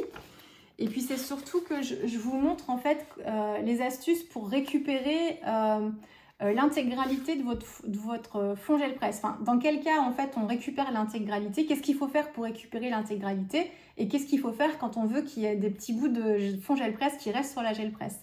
Donc, je vous donne des petites astuces pour vous montrer, en fait, quelle technique... Enfin, quel truc vous donne quels effets. Enfin, je ne sais pas si je suis claire quand je dis ça. Et comment. Et je vous explique aussi, en fonction du type de peinture qu'on utilise, ce à quoi il faut faire attention. Et on peut tout utiliser, mais pas forcément pour tous les effets. Ça c'est pareil, je ne vais pas tout vous dire là, mais parce qu'il fait 1h26 déjà. Donc, mais je vous explique en fait, je vous explique un petit peu, des trucs. C'est pareil que j'ai comprise au fur et à mesure en fait que j'ai fait mes fonds et que quelquefois je voulais tout récupérer, je récupérais pas tout, quelquefois je récupérais tout, je dis bah comment ça se fait, j'ai tout récupéré. Quelquefois quand j'utilisais certains types de peinture parce que les couleurs m'intéressaient, je me rendais compte qu'il y avait des choses qui se passaient pas forcément bien. Donc à force de faire et d'essayer de comprendre pourquoi, ça encore quand on est un peu têtu, on se dit mais c'est pas possible. Moi j'aime bien un peu contrôler quand même les effets que je veux, même si la gel presse, il y a beaucoup de parts d'aléatoire dans les effets de fond qu'on va avoir et c'est ce qui est très bien aussi, mais moi j'aime bien savoir ce que je peux obtenir en fait quand même comme fond. Et si et c'était quand je voulais vraiment nettoyer ma gel presse et tout récupérer, je comprenais pas quelquefois pourquoi je récupérais pas tout. Donc à force de faire, j'ai fini par essayer de voir un peu ce qui marchait pas et ce que ça donnait comme effet. Donc vous avez plusieurs fonds que j'ai réalisés et c'est ce que je vous explique. Le but n'étant pas de travailler des fonds gel presse, de travailler des pages d'art journal sur un fond entier de gel presse comme ça. Parce que ça, moi, c'est pas du tout ce qui me plaît pour travailler directement dessus. J'aime pas les effets en intégralité, mais j'aime des petits bouts. Et c'est les petits bouts qui vont m'intéresser. Et chaque coin, chaque morceau par petits bouts de mon fond m'intéresse, mais pas tout ensemble. Donc ça, je vais vous expliquer un petit peu. J'ai pensé à d'autres choses, d'ailleurs, dont je vous parle dans la vidéo, mais qu'il faut que je vous montre vraiment en tuto pour que vous puissiez voir ce que je veux dire, parce que de vive voix, c'est pas toujours pratique. Donc voilà, donc j'ai fait plusieurs fonds comme ça. Je vous les montre là, mais vous allez les voir en action. Des fonds comme ça où on récupère un peu moins, mais je vous explique aussi comment. Des effets comme ça. Celui-là, j'y ai pas touché, mais je l'aime bien. J'ai du mal à couper dedans. Puis j'ai pas eu besoin dans mes pages finalement. Il était trop doux pour ce que je voulais. Donc voilà. Et puis ça, c'est le papier. C'est pareil.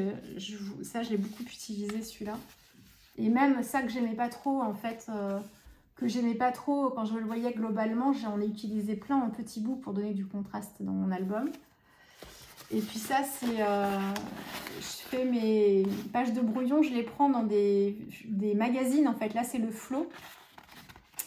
Et même mon brouillon finit par m'intéresser à la fin. Et ça m'en fait un fond aussi. J'ai récupéré plein de morceaux ici. Le verso, par contre, m'intéressait un petit peu moins. Donc là, c'était vraiment mon vrai brouillon, mais autrement ici, je m'en suis servi aussi. Donc ça, c'est un tuto gel presse que vous allez avoir bientôt. Vous l'aurez peut-être même eu, d'ailleurs, quand je vais publier celle-ci. Mais voilà, 1h29. Vous allez voir passer ma boîte Dark Vador. Rien d'inquiétant à l'intérieur, pas du tout. C'est juste, ça me fait rire. Ça me fait rire. J'ai piqué ça à mon fils. Parce que je me suis acheté il n'y a pas longtemps des pastels secs de chez Sonnelier que j'ai en assortiment en demi-bâton et en bâton entier plus dans le fond là. Dont je me suis servi dedans, mais je vous en parle pas beaucoup en fait. Enfin, je vous en parle pas beaucoup. J'ai pas tout... Si, en fait, j'ai ça à vous dire, mais je sais pas si vous me verrez beaucoup travailler avec. Ça faisait longtemps que je voulais m'en acheter, mais j'avais du mal à me décider sur les couleurs que j'allais prendre. Et là, du coup, comme je vois un petit peu comment je travaille avec mes fonds mix média, j'ai choisi des bleus et des bleus turquoise et des couleurs douces aussi pour voir un peu. Et j'ai bien envie de tester plein de trucs avec aussi, pas forcément très dans des techniques très je sais pas si ça se fait, mais ça m'a là parce que j'ai travaillé dedans et il y a des choses, ça m'a provoqué des trucs et je me suis dit tiens, il faut que je teste, allons-y. C'était des erreurs, mais en fait c'était des accidents et je me dis tiens, allons jusqu'au bout du truc, ça se trouve ça peut être super intéressant. Donc quand vous verrez passer ma boîte Dark Vador, c'est parce que j'ai mes pastels secs à l'intérieur. La boîte est tout juste suffisante pour les couleurs que j'ai aujourd'hui, mais je me connais, j'ai avoir envie d'en racheter. Donc elle suffira plus. Mais, donc ça, et après dans ce que j'ai acheté il n'y a pas longtemps, c'est des couleurs en fait. Je voulais tester le Grit Paint chez Winstor & Newton en acrylique. J'ai pris, ça c'est du turquoise, mais j'étais curieuse parce que c'est un turquoise foncé, j'ai l'impression. Faut que je vois un peu ce qu'il donne. Qu'est-ce que j'ai d'autre? Pourquoi c'est des couleurs? Du fluo toujours, parce que en fait le rose fluo il est jamais le même suivant les marques, donc il faut que je trouve celui qui me convient le mieux. Ça c'est l'encre noire, l'acrylique liquide noir de la même collection. Ça c'est du doré. Pas comme si j'en avais pas déjà, mais j'ai pas cette marque là. Des couleurs comme ça. Puisque j'ai pris ce turquoise là. Et puis après, ah oui c'est ça. Après c'est deux médiums que je connais pas. Enfin si celui-là je le connais. C'est un retardateur pour mélanger avec mes acryliques pour éviter qu'elles sèchent trop vite. Et je pense notamment à celle-là. Je me dis que parce que celles-ci, elles sont plus pâteuses et elles sèchent plus vite, je me dis que est-ce que je serais plus à l'aise? Peut-être. Et j'en ai parlé avec l'une d'entre vous en commentaire qui me disait, en fait, c'est vrai que j'avais pensé à ça pour mes gouaches, qui me disait, pour éviter que ça sèche trop vite, tu peux te préparer des palettes humides en travaillant sur un papier essuie-tout en fait humidifié. On voit beaucoup ça, mais c'était pour les gouaches, moi que j'avais ça en tête, pas forcément. Mais c'est vrai que c'est bête parce que c'est le même système. Un papier essuie-tout humidifié que vous placez dans une palette ou dans un plat, peu importe. Vous mettez du papier sulfurisé par-dessus. Qui sera votre palette et vous mettez vos acryliques dessus et en fait comme c'est humide en dessous ça apporte un peu de fraîcheur et ça évite à la peinture de sécher trop vite. Mais moi j'avais ça en tête pour la gouache mais pas pour les acryliques. Mais effectivement, et moi ce que j'avais en tête pour les acryliques c'était le retardateur en fait. Donc il faut que je vois si ça me convient ou pas. Après je sais qu'il y a des questions de dosage aussi. C'est un volume, un volume de retardateur pour tant de volume de médium, donc il faut que je regarde ça. Donc voilà, et non, et ça en fait c'est le fluide, c'est du fluide médium, donc c'est la bouteille qui est plus petite, c'est la même chose que ça, mais c'est en version gloss. C'est pas des gloss que j'utilise beaucoup, mais quelquefois je me suis rendu compte, notamment dans ce carnet, quand je voulais travailler un effet de vitre ou de verre, je me suis dit tiens, je prendrais bien du glossy, mais voilà, le glossy pour le temps de séchage ça m'agace. Puis quelquefois ça peut même bien, alors quand c'est bien sec, normalement ça se marque pas quand le carnet est fermé, hein. Faut qu'il soit super, vous le laissez 24 heures, vous êtes sûr c'est sec. Même quand on met des couches épaisses, mais sans vouloir travailler en couche épaisse non plus, je me suis dit peut-être qu'avec un médium de finition en version gloss, ça pourrait quelquefois quand je veux des effets comme ça très brillants, ça pourrait m'intéresser. Donc je me suis acheté un pot parce que j'ai du satin mais j'ai pas du gloss. Et je me suis acheté une trousse parce qu'à force d'acheter des produits, je manque de contenants pour les ranger. Et pour moi, les trousses, c'est ce qui est assez pratique aussi. Je les pose, je peux les ranger plus facilement dans mes placards. Je crois que c'est tout ce que j'avais à vous dire.